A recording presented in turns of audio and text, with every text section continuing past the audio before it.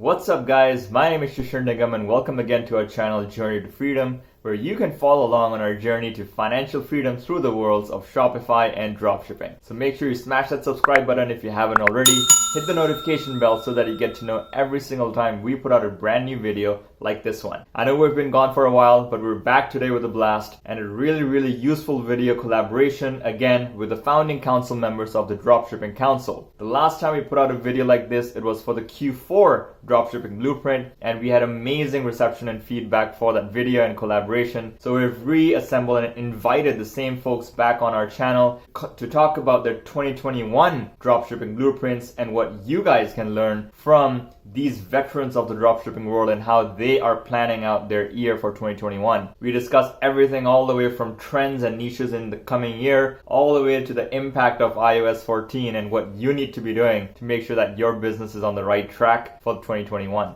So make sure you watch till the end of the video to catch all the nuggets. And if you guys are interested in any of the channels that these individuals have, make sure you check out the video's description. And also the links to the Dropshipping Council will be included in the video description. If any of you have exceeded or have hit 100,000 per month in sales in your businesses, you may qualify to join the Dropshipping Council and interact one-on-one with these veterans of the dropshipping world. So make sure you check out the website to see if you qualify. Now, all that we ask of you is if you guys found some value in this video, smash that like button, hit the subscribe button as well, and comment below any questions you guys might have that we can answer for you. We'll all be answering questions ourselves, not through some virtual assistants. Make sure to drop us a like, hit the subscribe button, and watch till the end of the video to catch all the nuggets. So without any further ado, let's get right into the content. So welcome everyone to your 2021 Dropshipping Blueprint with 4 of the founding council members of the Dropshipping Council.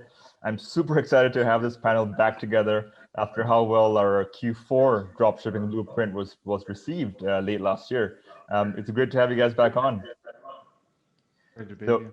So today we'll be focusing on and evaluating how Q4 2020 went for each of us, and also what you guys need to be doing as the audience to get your dropshipping business on the road to the fast track in 2021. As a brief intro, if you don't know what the Dropshipping Council is, it's an exclusive invite-only mastermind community of pre-qualified dropshippers that have hit at least 100K per month in sales. And the council members get to network with other high-level dropshippers, kind of like the panelists that you see on here, through a dedicated Slack community. They also access privately held masterclasses, and they get access to exclusive discounts with major partners like SMS Bump, Recart, and Debutify. So head over to the dropshippingcouncil.com to see if you qualify.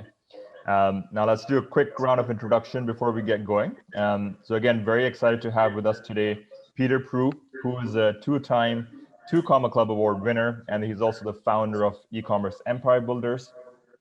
Super pumped to have Camille Sitar on board, also known as the e-com king. He's one of the most respected dropshippers in the space on YouTube. And also Ricky Hayes. Ricky Hayes is the co-founder of Debutify, and that's one of the most popular Shopify themes for his stores. And he's also built multiple 6- and 7-figure e-com stores. And finally, my name is Shishir Nigam, and I'm the founder of the Dropshipping Council. And I also run my own e-com stores that have exceeded 7 figures in sales, along with our YouTube channel, Journey to Freedom. And what we'll make sure is you'll find the link to each of our YouTube channels in the video description, as well as to the Dropshipping Council.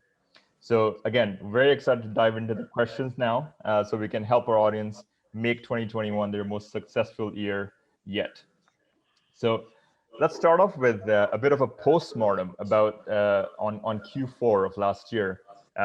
Running into Q4, this was really built up and hyped up to be the biggest ever Q4 because of COVID, because of the rise of e-commerce.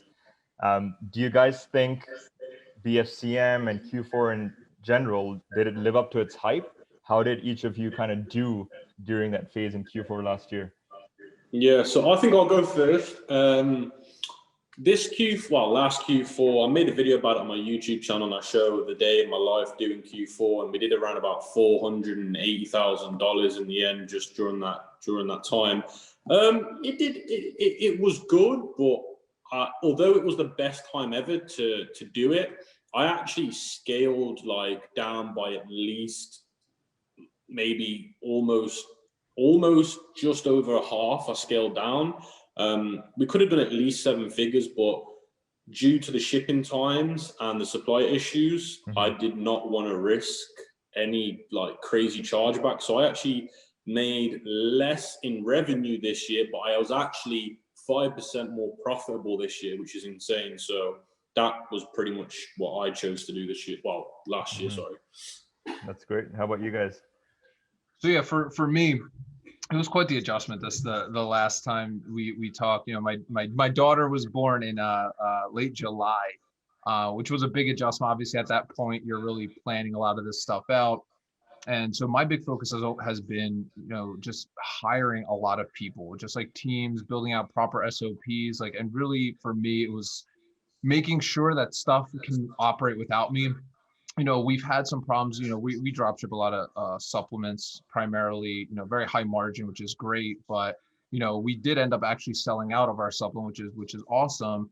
But we had an order for 10,000 units supposed to be ready to go to like in order like around the Christmas time, because we sold out around on Black Friday. But COVID like completely, you know, I don't know if you guys have done anything with supplements before, but there's been a lot of delays for some of the ingredients and the co-packers and stuff like that. We just drop ship them, so our manufacturer essentially creates our supplement for us and then also stores and ships them for us as well. So we've been dealing with kind of like that logistical nightmare a little bit. But really, you know, we've also, I don't know, I know you have some great questions here lined up. Our big thing has also been, and I don't know if you guys have seen this more so than past years, is the refund rates have been higher, at least in, you know, even on our client businesses that we kind of help with. We've just seen like, and that's been, you know, it's like the revenue increase, but like a little bit of the complaining and the refund rates, like after the fact, has gone up a little bit. So I almost want to say like, yeah, the hype was there, but like there was like a little bit more headaches with it as well. So. Right. How about you, Ricky? Similar for me. You know, in terms of that. So I, similar to Peter and Camille, I use a warehouse myself, my own warehouse, and the problem that I had was that COVID just caused massive delays in terms of the actual orders being even shipped. And then at border control, it took like 2 weeks just for the orders.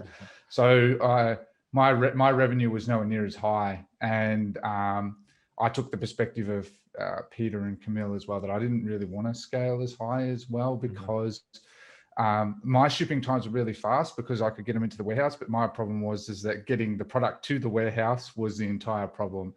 So for me, I scaled pretty comfortably up to about the 16th of December. Then I pretty much just had to stop because pretty much just ran out of stock. And so my revenue was nowhere near as high as I wanted it to be.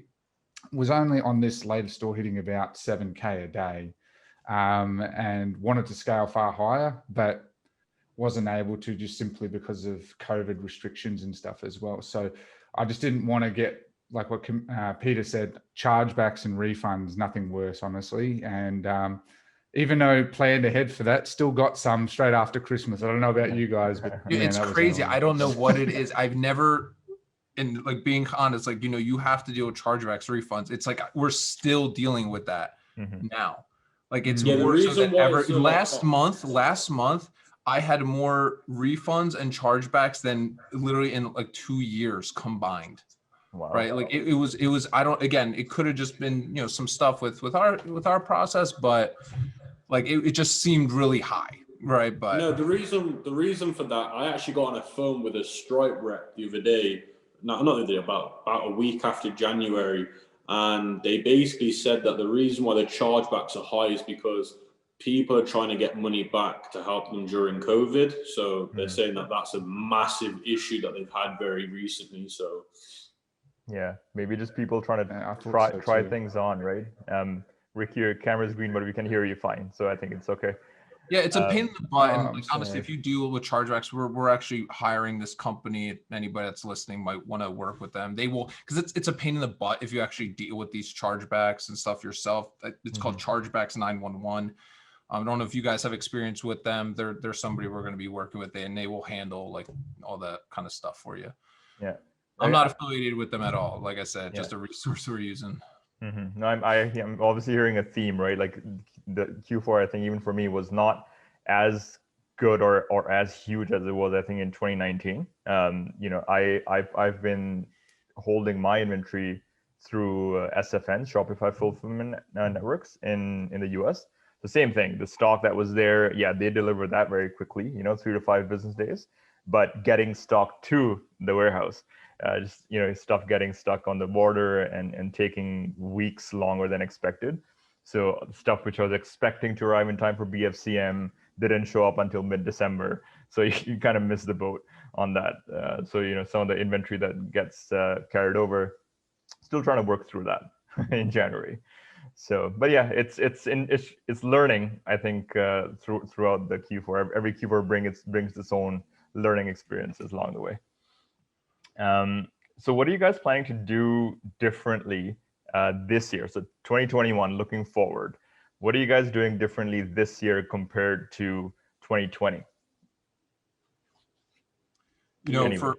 So for us, it's, and this is something we've been always focused on, but more so heavily. It was actually interesting. It was like our last conversation, we were talking about like phone, SMS, text messaging and stuff like that. And just like really, you see all these privacy concerns, and I'm sure we'll get into that more so, but I think this is going to encourage more people to like really like focus on building stuff that you control. Like social media is great, it's an asset, but still, do you really control? Like we lost an Instagram account for like 2 weeks and for like no reason, and finally, so is it an asset? Like kind of, but emails, phone numbers, putting like massive effort into that, right? These are things that you really control. So that's going into 2021, that's going to be a big thing. One thing I noticed, just going back to Q4 of last year, in comparison to the years before, I've somehow found the effectiveness of text marketing to be a lot lower. I don't know why or how, but the same things that got me amazing results in 2019 didn't do much at all in Q4 last year for text marketing. And one clue that I got from some of the other friends I have was even text messages now kind of have a spam folder. So many of your text messages, like carriers, right? So here's the thing, like we use Twilio, so we use a couple different platforms, but Twilio, if you like use it with ActiveCampaign, that's kind of how we integrate it. It's kind of a one-way kind of communication. So when they reply back, you kind of need to use Zapier, and then like we send it to a Slack channel where all the replies go, but you can't like text them back, right? Like with a support. So if you get flagged by these carriers, right? That's what's going to happen. That actually happened to us, and we ended up having to get new phone numbers that you can get with Twilio. They're like $1 a month, and then you could send out those broadcasts again. I don't necessarily know the best way to go about that with the filters. I think we work with someone that really helps us manage this. It's just about lowering the volume of it. Don't like try and blast 20,000 texts in a day. Try to stripe it over a week. So that's what we're doing. Yeah. How about you? Do you guys, Ricky? It's also yeah. Sorry if my camera, by the way, if I can. But anyway, for me, it's also, I think that very strongly that SMS marketing is becoming saturated. If you ask me, like any channel, it's becoming pretty saturated. And like for instance, I'm getting text messages from Australian companies like Domino's every day and stuff. And text messaging has become a very popular channel, and I think it is becoming a crowded space. But back to your question about what I plan to do for 2021 is, for me, I'm just very focused on a slow, steady burn for me. That in terms of all I'm focused on is my LTV right now. I see that LTV is just always been my focus, but tenfold more this year because the rising cost of Facebook, of Google, the competition. We really have to, and it pretty much ties into what Peter said, where I'm very heavily focused on copy, landing pages, and email marketing for me. People say email marketing very saturated, but once you tap into email marketing, in my opinion, it's just a constant stream of just great cash that's pretty much just pure income.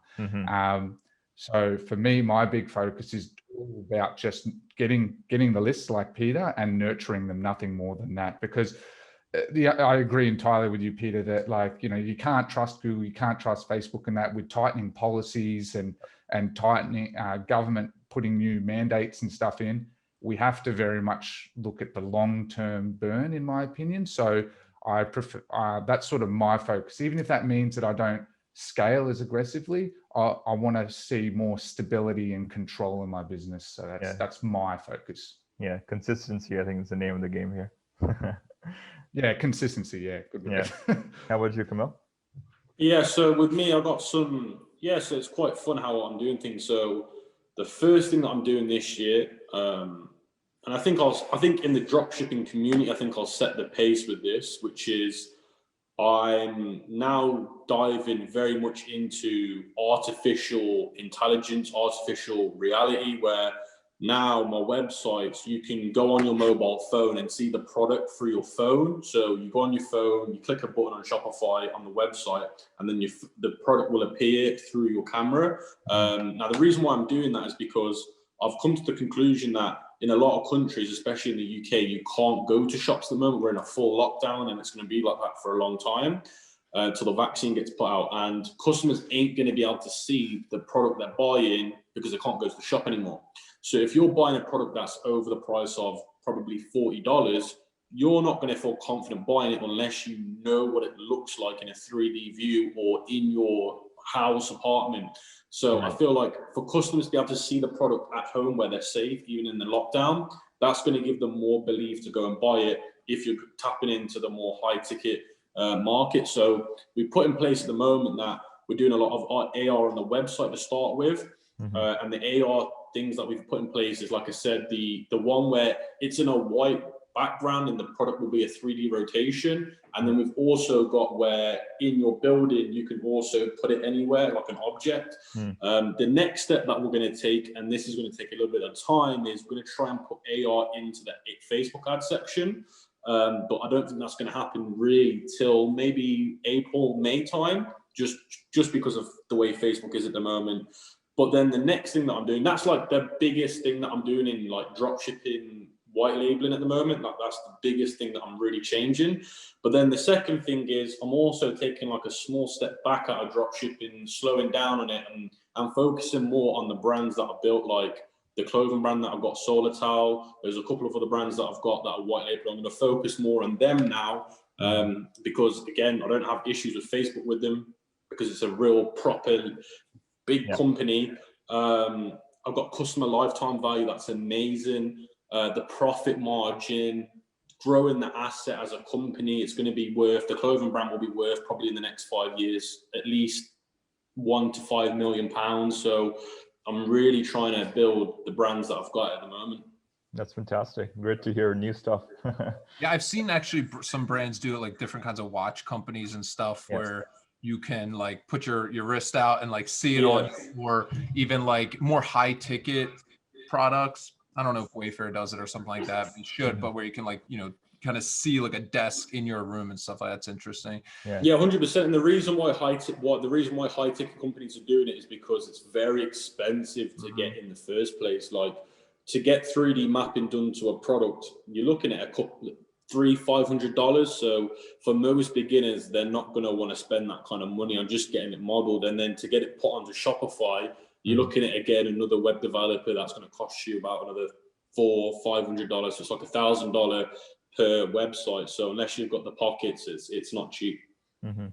Doesn't Shopify support AR? I thought Shopify supported. Yeah, they just added it to the code like literally a couple of months ago. No, maybe a couple of months ago. They've literally just added it.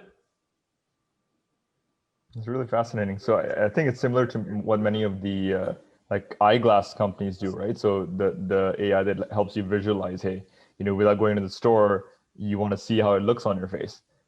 So yes, sir. Pretty cool. So kind of bringing it up one level to look at it from the audience standpoint who's watching this, what kind of niches and markets do you think are trending or will trend going forward in this year in 2021? Yeah, so I think a lot of trends for me, personally, for me, I'm diving a lot into digital products because a lot of people now have never had more time than ever to go on their phones, their devices. So I'm currently selling a lot of digital products that are, I don't want to give too much away because it's such an unsaturated niche in the industry. So, but for example, let's say you sell like presets for photographers, like presets they can add on top of their photos. You can buy them on websites for like a couple of dollars and then just sell them on as a digital product. So to drop ship like that, you don't need to send it to people.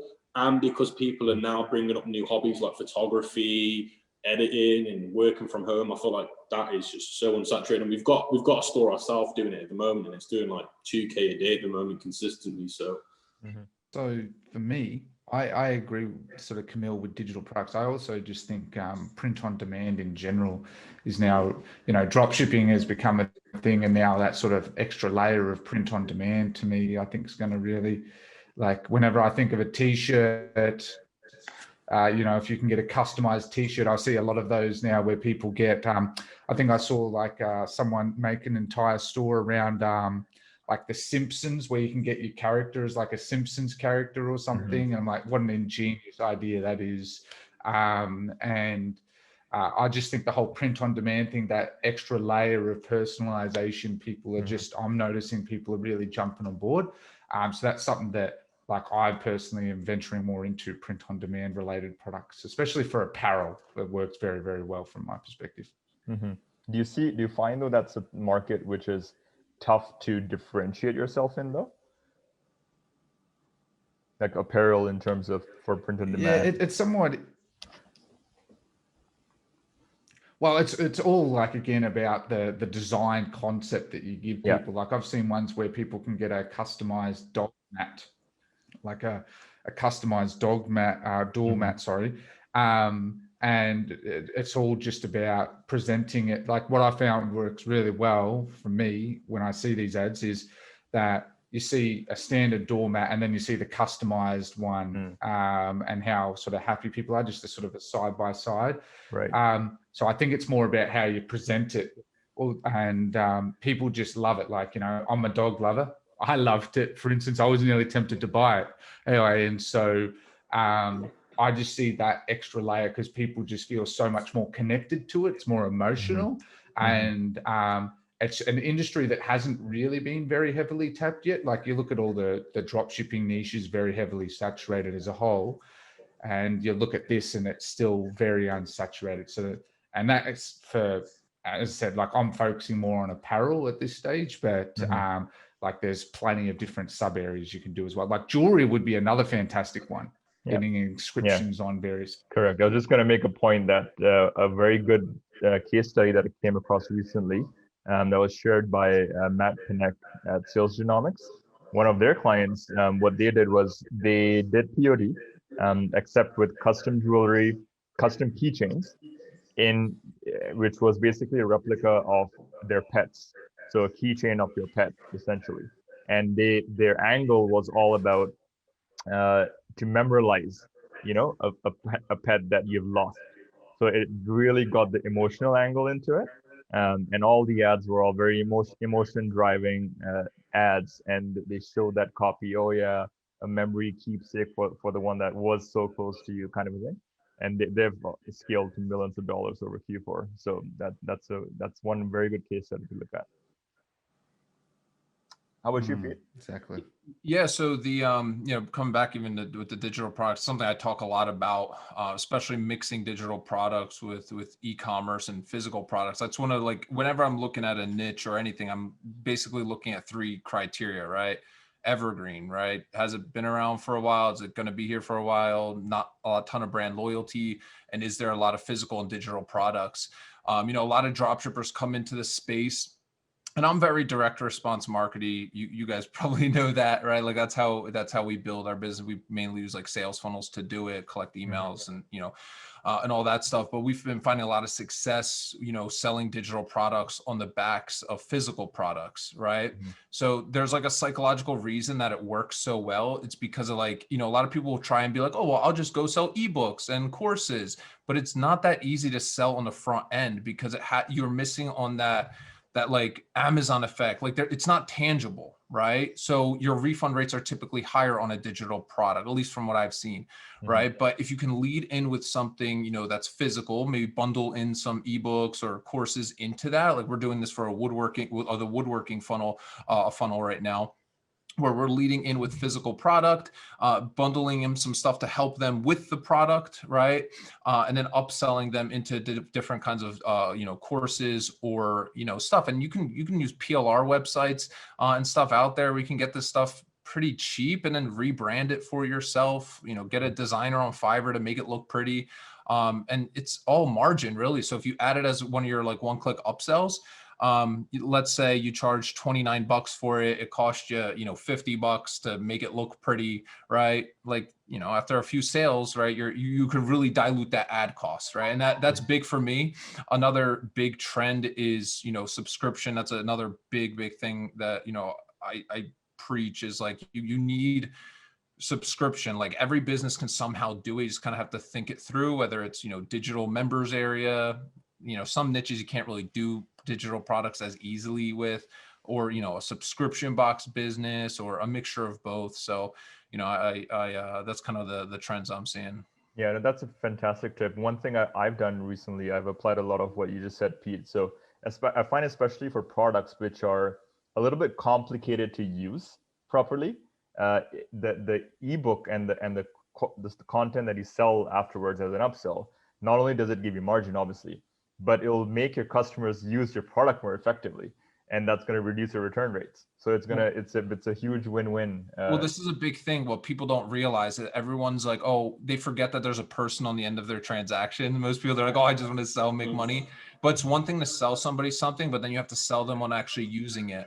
I'm reading actually a really good book. You guys would love it. It's called Paid to Think. It's a kind of boring, but great read if you're trying to get into that, that CEO mindset. And that's like a big thing that they talk about in there, right?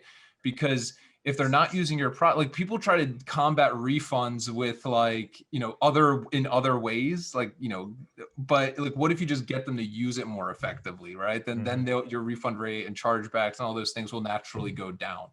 Yeah, that's fantastic. One just tangent from what you mentioned, upsells. So I know Zipify, for example, has moved to, being native to Shopify, and that right now, at least, it has its own set of restrictions. I believe it doesn't, accept PayPal payments at the moment. I'm guessing they'll get around to it. But how are you guys dealing with that move? What do you guys use for your upsells? Let's talk about Shopify. I know obviously there's other platforms, but on Shopify, what do you guys use for upsells? So I mainly only use ClickFunnels. Any client that we have that we'll build funnels for and stuff like that, we'll just port it to a Shopify backend to fulfill it off of. I personally, there's other platforms out there. I've been using ClickFunnels for like 6 years now. You get away with a lot more, right? Like at the end of the day, like Shopify is a publicly traded company. You're not going to get away with certain things. Like there's ways now to combat with the tracking and things like that that's going on with some click code you can add to your ClickFunnels pages. So I just use that, and it doesn't take a portion of your revenue onto upsells that it makes you. So there's benefits to that. I know like some people say it's clunky, this or that, it's like anything, but you can always port those orders over to your Shopify store. So to me, it's just, that's what I use. So I know you guys will probably have, better tips for the Shopify side. Yeah. How about you guys? What's your experience with the one-click upsells? Yeah, so I actually have been trialing the one-click upsell because of the native integration, but I'll be honest, it hasn't been working as well for me because, and it's a bit annoying that have you guys ever heard of Afterpay? Yeah. So anyway, buy now, pay later. Like I think there's Klarna, there's Affirm. Anyway, we use Afterpay, and it only has integration with Shopify, which is a royal pain in the ass, because I personally am an advocate for ClickFunnels as well, and I would love to use it. But a lot of our customers use Afterpay, and it's unfortunately one-click upsell doesn't have integration with that yet either, which is just an unfortunate reality, same as PayFair. It still works well, but obviously it only really works when they use, you know, a normal credit card essentially. I've found that it gets me about that still 5-10% on the transactions that go through as a credit card. But so as a whole, it's not actually generating me as much as I'd like, because as I said, a lot of mine are through PayPal and Afterpay. So a little bit frustrating there nonetheless. So, but it is a really good app, and I do like how it becomes more natively integrated very much. And, you know, I'm looking at using ClickFunnels and that more because it is a fantastic app. Like, you know, copy, paste, set it up, funnel, you know, I love the conversion rate optimization. It's just designed to make a lot of money. But yeah, that's sort of that's why people hate it, because it's so direct responsey, and like people aren't used to it, so they have like opinion. But it converts a lot better. Like it just does, because it's more simplified, right? Yeah. Like there's not a ton of stuff going on. So I think Shopify has a place. I'm not saying like storefronts don't, but like cold traffic. Like what's the purpose of cold traffic, right? It's to create something for, you're not necessarily buying buyers, or you're buying data, right? It's what you're going to do with that data that you pull out of Facebook or YouTube or wherever, right? So, yeah, I mean, I know a lot of people will be like, oh, nobody will ever buy a page from that, but it's like sometimes you're just too in the weeds in marketing that you don't realize like the average person does buy like from these kind of sites. I mean, but it is what it is. I agree though. Like, you know, to me, the most important thing is having a very simple, you know, focused journey for the customer, and copy. You know, I'm a big fan of my copy. You know, it makes, until like a year or two ago, I had no idea how important a headline was, like how important a headline is to pre-frame someone, for instance. Anyway, but sorry, back to your thing. Like, as I said, one-click upsell for me is what I've been using. I know there's others that I've used, like, Reconvert. I personally haven't had much success with that. If I'm honest, I just, for some reason, I get like 1-2%. I don't know why, just pretty poor. And then there's some others, and I can't fully remember which ones they are, but that's sort of my experience. There's a few like Intercard, and not all of them have made it onto the native checkout. So I think only 2 or 3 of them have actually made it, Zipify being one of them. But Camille, what do you use for your post-purchase? Yeah, so Ricky mentioned one of them. So with our clothing brand, and we get a lot of customers that use it, is Klarna. Klarna is very, very big in the UK. And a large proportion of our customers will use it, and they will use a lot of it. I've tried things like Shopify before. It's okay. I know Ricky may have tried them before. They're okay. It did help. It helped quite a lot. Talking about, I did use a company called Commerce HQ, and I sold something on there, and Commerce HQ is not Shopify, it's a different platform, but they've got their own checkout, upsells and stuff like that, the whole funnel and whatnot. I wish Shopify had that, because their version of it is amazing. And that was really, really good. But the ones that work on, the apps that work on Shopify tend not to do very well for me. But the one on Commerce HQ worked insanely well. Right. If you ask me, I don't know why Shopify just don't have their own one-click upsell. Yeah, it makes no sense. Makes no sense to me. So yeah, they just make so much more revenue. That's great though. But thanks for the tips. So now, next point I had here was Chinese New Year. So I know many of us tend to kind of hold inventory in advance, so we kind of get around that issue. But many of the viewers that are watching this may not be at that stage yet. So in about a week's time, most of the Chinese factories will be shutting down for 3 to 4 weeks.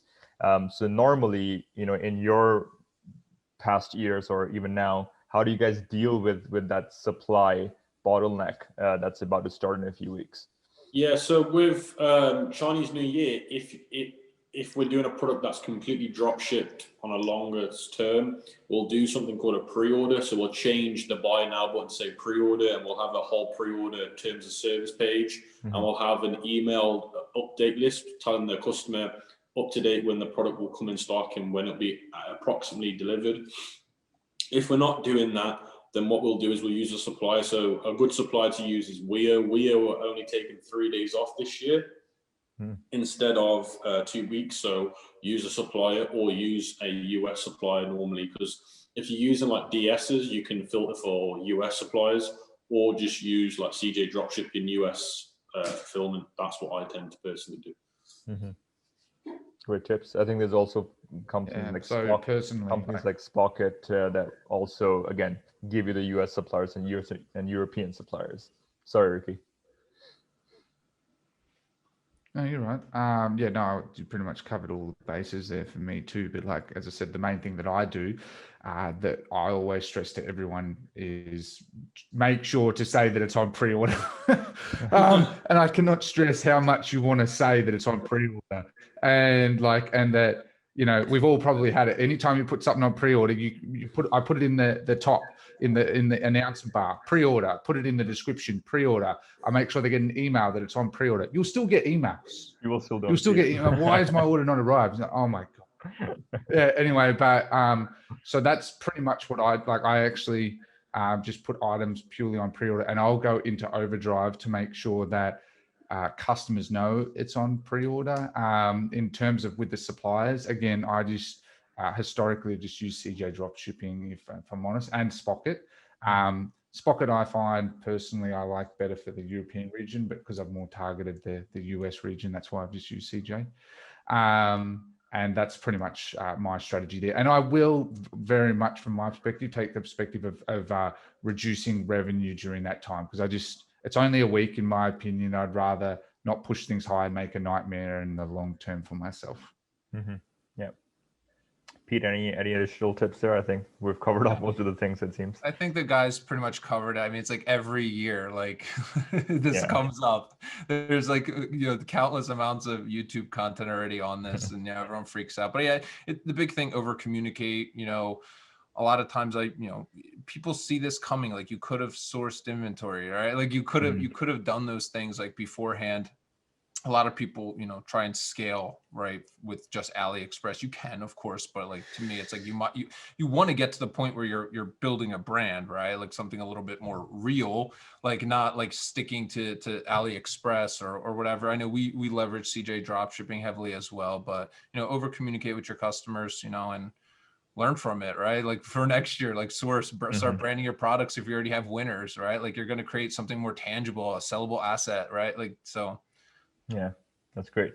Now, one obviously issue that's hitting everybody on the Facebook community is the iOS 14 change, and how that's affecting advertisers and all the implications and all the confusion that comes along with it. So in the last probably 3 or 4 weeks, we've gotten maybe a bit more clarity on the exact impacts and what to do about it. But how are you guys adapting? Are you making any major changes, or are you basically status quo in terms of adapting to this iOS 14 change? Yeah, so for me personally, I'm just making sure that every domain name I've got is verified now through the business manager as it is a new protocol. And to be honest with you, in my opinion, from the ads that I've been running recently, and since, if I compare them back to last year before the change, I've not really seen that many issues. I've not really seen that many like fundamental changes. I know the events that you can target are a lot more limited, but the ones that are still available are the ones that are not available. I didn't even use them anyway, really. Yeah. So personally, not really done that much change. Yeah, I agree entirely with Camille. I read it and I'm like, this isn't going to have that much of a change. And I watched your video, Peter, as well on the iOS update. So that was good. Thank you. Anyway, and but for me, like the way I sort of interpreted it is that most of us, I'm sure, probably just use the purchase event really at the end of the day. And I don't know, the way I looked at it is I haven't personally noticed much of a change. And if I look at this anyway, as even if it doesn't have much of a change, again, like Peter was touching on it earlier, I work on this at the basis that we are always at the mercy of these platforms. So what I always like to take the perspective of, if you ask me, not to get too much off topic, is diversification. So that's where like I work on a number of traffic sources, so that if something goes wrong over here, that my business isn't going to flop. So that's very much the perspective I take, that this will, in my opinion, this iOS update from Apple and stuff, stuff like this will continue happening. I reckon that something like this might happen with Samsung in the future too. And so I just think it's important to not just rely on Facebook, if you ask me. Just look elsewhere as well. Yeah. Yeah, I think everyone's going to follow suite. I know right now, like results wise, like doesn't seem like there's that big of an impact. I don't think we will know till it's a little bit more broad, right? Like, with Safari and Google Chrome and like all the, potentially like Samsung and all these things start happening. We leverage third-party tracking software, right? That just gives you much better results anyway. You could do, Hyros is a big one. It's kind of expensive. There's another cost-effective company that we've kind of partnered with. It's Capitbox. I don't know the official website. It might be capitbox.com, but you can essentially install code on your ClickFunnels account, and it's like an API, so it'll still be able to track a little bit more accurately. So, there'll be a lot more of these things. They might be Band-Aid solutions in the short term. They might work a little bit better. Who knows how long Facebook will allow those kind of things to happen, but it's, I'm with you here, Ricky. Obviously, it's just diversification, right? Off these platforms, bring in traffic that you have a little bit more control of. Yeah. I think the main thing that my understanding of, I kind of looked at a lot of content put up by Dipesh Mandalia, and he did a really good job of summarizing some of this impacts. And main thing is that people are not going to adopt iOS 14 right now. It'll take maybe 6 months to a year to roll out, first of all. And once that does, then the impacts would probably be in terms of retargeting, in terms of attribution back to Facebook, just how we're used to seeing 20 to 30% of our sales not show up on Facebook. It may be a larger percentage. But ultimately, if you have a good product, if you have a good creative, there's no reason why things still won't work. It's just that you got to figure out ways to attribute it better. In my opinion, that's where Google Analytics comes into play. I'm not sure about you guys, but I love that tool to death. Yeah. Very useful tool. It's like a nerd's dream, isn't it? It's my dream, yeah. Yeah, there's a lot going on. Have you used Hyros at all, Ricky? No, I actually haven't. Like, I know of it, and obviously made from Alex Becker, isn't it? And but I am really looking into using that because like hats off to him. It looks like an absolutely amazing tool. I just haven't used it. And so I might have to have a chat with you about that one because I'm actually quite interested in it. If you do like affiliate marketing and stuff, and it really is, it's really well done. So it's expensive, $1,000 a month is not cheap, but it helps a lot. So I tried to segue a little bit into our next topic, which is ad creatives. How are you thinking about ad creative strategy this year? What are any major changes in your thought process? What kind of ad creatives are you focusing on putting out this year for the products that you're marketing? I'll go. So, I've always come from the frame of mind. Oh, no, you go, Peter. Sorry. So I always come from the frame of mind of just variation, right? The more variation you kind of put out there, seeing which ones are winners, that's the biggest thing. At the end of the day, right? It's just a funnel, right? And I think people try and, when you're creating new creative, whether it's image ads or video ads, or a lot of people try and like do everything in that ad so they buy when they get to your page. But like sometimes you have to think about it, right? Like, because it's a funnel, right? The purpose of the ad is to stop a scroll, right? That's the first and foremost. That has to happen. Otherwise they'll never click your site. They'll never do all those other things, right? So it's about making sure you're really focusing on stopping the scroll.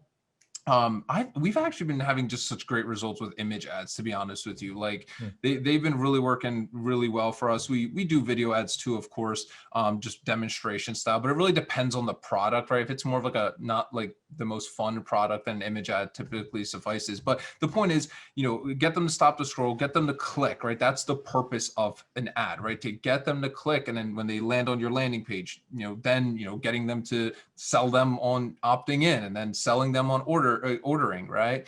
So that's kind of the frame of mind that I've always come from. As far as creatives, I always, recommend, refreshing those creatives, almost on a monthly basis. Don't just go into Facebook ads and with one piece of creative. I would never, bare minimum, if you're just getting started with Facebook, at the very least, like 4, right, pieces of creative, whether it's images or a video here too. Yeah, that's great. Yeah, so me personally, sorry, Ricky, me personally, Sure. like Peter said, I found that picture ads for me personally have been working really well. Carousel ads have been working extremely well, but the new catalog ads that Facebook have given out now have worked really, really well. The new catalog ads have worked even better than carousel ads for me personally in the last few weeks. In terms of video content, I'm using a company, I'm not affiliated with them. I'm using a company called Bilo. And that's where you send your product to one of the creators and they'll do like a video of an unboxing experience or a website review experience. So having those different 5 psychology experiences and split testing all 5 of them, I'm finding really, really useful. Mm-hmm. Yeah, what's that great. site name? It's called BILLO. It's really, really good, man. It's what I use. It's not cheap, don't get me wrong. It's like $50 a video, but dude, by far some of the best stuff I've seen. That's cheaper than sending it to like an influencer typically. Yeah, dude, it's a lot cheaper and it's a lot better in terms of the customer support, the creators' expertise. It's amazing, dude. If anything, it's underpriced. Mm-hmm. Yeah, I looked them up after our last conversation, Camille, and they're pretty good for sure. I'll be using them more. Yeah, I didn't remember that one, so I'm taking note. Anyway, so for me, like same with the guys, like obviously creatives, I find catalog ads actually do quite well as well. Images, it's funny how I think images are working well now because so many people are doing videos. It's sort of a funny thing, and that becomes a pattern interrupt, which is a funny thing. But for me, I look at it as well that the reason that personally like catalog ads that does so well for me, the same as like Camille, is more because of the amount of placements you can be on. Because again, like I'm focused a lot more now on like, obviously the news feeds are always going to get you the most traffic, but others are going to make you the most profit, obviously, And so the good thing with catalog ads is they can pretty much show up anywhere on nearly any placement. So I focus on that, and it allows you to just show up on nearly any placement. And a lot of Facebook is now very focused on trying to release new placements where feasible. And so I find that works very well for me. And they're so easy to do. It's pretty much you just integrate your catalog and you just literally run an ad. It like takes no time. You just do the targeting and it does the work for you. Mm-hmm. So that's sort of one of the things. And like I try and cycle my creatives, especially for a winning product, probably once a fortnight, where at least 1 to 2 new variations of an existing winning product, creative, that I use and repeat that cycle. It's pretty much how I do it. That's great. Great tips, guys. But so Camille had to drop off, but we're talking about Facebook ad strategies. How are you guys adapting or evolving your testing or your scaling strategies on Facebook? The debate between CBOs and ABOs. What's your take on that for 2021? So for me, if I'm honest, I haven't found, from my perspective anyway, I haven't found a clear differentiator between the two. Mm-hmm. I've just stuck to CBO, if I'm perfectly honest. Yeah. I see that ABO is very good for starting out, in my opinion, from what I found, but I find that CBO gets its feet after just a bit longer, and I find that it just makes the scaling process a bit easier, longer term. Mm-hmm. So I generally just stick with CBO. It might be a little bit more painful up front, I've found at times, but I always find over time, from my perspective, that I found that it generally stabilizes and does better than ABO. Mm-hmm. That's pretty much, and I've just decided to take the perspective of, look, both strategies work, ABO or CBO, and I've just decided to stick to CBO just to be consistent with my marketing. Otherwise, I'll just confuse myself. So right. Like my recommendation to anyone is that just either go full ABO, if you ask me, or full CBO. That's my perspective anyway on that topic. Yeah. It's interesting. Like whenever we launch like new stuff, like I'm not very involved in the day to day of actually running the ads anymore, but just from when I go in there regularly, we've always like on new stuff that we're testing, it's always the ad set budget stuff has always worked better for some reason. Like so we've stuck with that.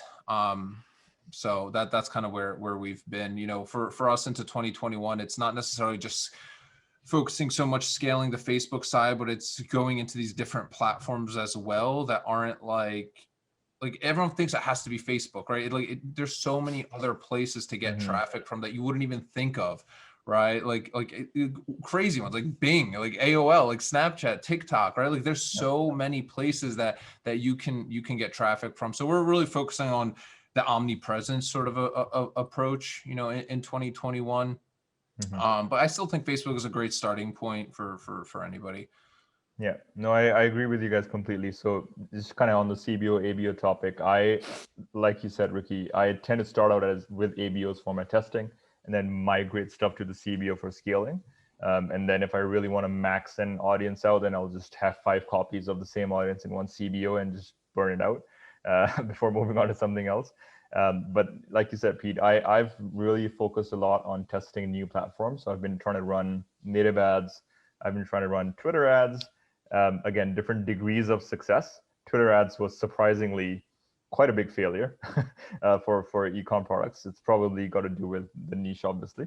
But native ads, you know, they do drive a lot of traffic.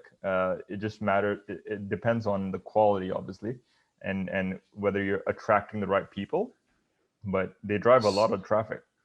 If I'm perfectly honest, like I'm the same with Peter here, that like and self, like that omnipresent approach. And one, I just enjoy it because Facebook gets to a point, if you ask me, where it becomes a bit repetitive and mundane. But anyway, and so, but one thing I'm actually moving more towards is like what Peter said. You know, I use Bing. There's Taboola, Outbrain. These won't get you sales. For me, I find I don't get many sales on the front end with cold traffic ads.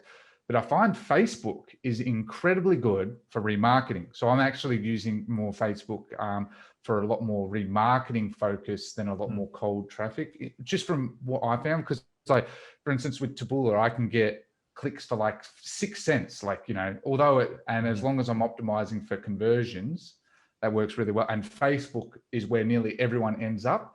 And so Facebook does really incredibly well for remarketing. So like I still use it for cold, but I'm trying to use Facebook more for remarketing long term, because I find that's where Facebook really, really shows its colors, if you ask me. Right. That's fantastic. Anything to add to that, Pete? Yeah, and I mean, not even as far as Facebook, just even like other traffic sources. I think a lot of people don't leverage like JVs, affiliates. Like if you have the margin in your product, right? Like you should be, you know, actively trying to get affiliates to promote it, whether it's, you know, go put it on ClickBank, right? Like reaching out to, you know, influencers in your niche on YouTube or whatever, right? That's such an untapped source because it takes a little bit more time because you have to be like a human, right? And like actually build a relationship with somebody, and nobody wants to do, like, not a lot of people want to do that, right? But like that's a huge thing. Imagine, you know, like a lot of people are like, oh, well, how do I get to, you know, a 7-figure month? And I come from the mentality it's a lot easier to make a lot of money in a small period of time than it is, you know, in a long period of time. And the reason for that, it comes down to the strategy, right? That you come up with, right? Imagine finding somebody that has, you know, 200,000 people on an email list or something like that, that you can then partner up with. Yes, they might get, you know, 30-40% commissions on your product, right? Depending on whatever you're selling, but like you can, that's how you can have a $1 million day, like pretty quickly. So just changing the frame of mind. We're putting a lot of focus on that, you know, this year, you know, our supplements on ClickBank as well. So we're really focusing on like getting more affiliates on board and things like that. You know, I've just found they already have like the hardest part of this whole game is warm traffic, right? That's like the hardest thing, right? Like, so, you know, I think there's, you know, a lot of people it's underrated, right? For sure. I agree, Tyler. Like I'm pushing hard for, I haven't used ClickBank. I might have to pick your brain on that too, but like I'm using a similar one called Impact. like I found it's fantastic. Like the thing is, if I have to give an affiliate 30-40%, like that's essentially my marketing cost of what it'll be with Facebook anyway, and it's more consistent. And all I have to do is I can easily outsource that work to one of my staff, and you don't have to worry about the inconsistencies of Facebook. It's like, because these people are just absolute experts. Like these people know how to nurture a list beyond comprehension. Like these people have been doing it so long, they just know how to get their audience to buy like nothing. And so, sorry, go ahead. There's like I think this will help you, is like you have to make it really easy for them and be like integrated. Right? Don't just look for that one promotion, like, because we have like people that we affiliate stuff for, and they're like super smart with it. I'm like taking the ideas that what they've made me do for them, right? So like, for example, like integrate with their current systems that they have, right? So whether it's like a back-end email automation that you just put in, right, for them, be like, hey, we'll write the emails, we'll do everything, and just all you have to do is, stick this on the back end of your stuff, and you're just making commissions, right, off of that. We do that for a few partners that we work with, and it's genius, right? Because think about that's now, it's not like, oh, there's a launch that's happening, but now you're integrated into somebody else's business and you're getting that exposure. So you can either like JV it, or they could just be an affiliate. It's kind of like it brings to mind Shine On. So Shine On is the print-on-demand jewelry, and they do a fantastic job of using affiliates, obviously, and they give you all the materials, the plug and play kind of a concept. Take it, use the creatives, drop it into your ads, and run with it, kind of a thing. So I think Shine On is a great example. It's got to be easy. That's the thing. Affiliates are lazy. JVs are lazy, and they're not going to go and do hard work for you because they don't care about your business as much as you do. But if you literally do all of it for them, right, like, and just make no excuse for it, and like really, because at the end of the day, they really just mainly care about money, most of them. Like, if you just make it like a no-brainer, like, hey, we'll create everything for you, we'll write in your voice, like all that stuff, then then it's a no-brainer for them. Yeah, I mean, like, to be fair to the affiliates, like in that, all they care about is money. I can say that probably to me, all I care about is the money too. So I'm not gonna. I just wanted to quickly ask, sorry, what's everyone's experience been with TikTok in terms of ads and influencers? I personally have not had much success, but I'm just actually curious on other people's experiences. So I haven't used them. I have a TikTok for like my personal brand there. And it's crazy. Like, we get a ton of great traffic for like, our digital products, e-commerce empire builders, for Untapped, we do have a TikTok on there as well. We just haven't necessarily cracked the code, because the thing about TikTok is that it has to be like a very sexy hook. Right. And it's like kind of hard to make a supplement very sexy about it. So it's like, it's a little bit easier, right, when you show like results and all this nonsense, like with personal brand, like it stops it. So we've grown really, really pretty big on TikTok there, but it's actually a really good source of traffic for us. And we're trying to crack the code with our Untapped supplement, where we have like a plan to do like motivational videos and stuff like that to try and get them to stop. I haven't done any TikTok influencers. I know there's people that have success with them. I haven't tried it yet personally, but I think it's an untapped market. Like, anybody can go on there, man. Like, it can change your business. Like, if you go viral, like whatever, it's definitely an interesting platform. I think it's a very niche specific thing, right? If you have products that resonate with that age group, with the market. I don't even think that it's age group, man. I think people on there, like even in like my stuff, there's people 30 plus into their 40s on there. Like, I don't think it's just kids. I think there's a lot of, like my sister's on it, and she's like, 40 almost. So, like a lot of people are using it. I think it's an underrated platform. I really do. Yeah, that's great. Thanks for all the tips, guys. I think this has been a very, very good discussion, as last time. Again, thanks to each of you for pouring your hearts out. Camille had to drop off a little bit early. But again, if you guys are watching this, if you found some value, make sure you smash that like button. Comment below 2021 Blueprint. Get your questions answered. All of us will be answering questions. And if you get lots of good feedback, we can do this again in a few months' time. So again, thanks to all of you, and best of luck for 2021. Thanks, guys. Take care.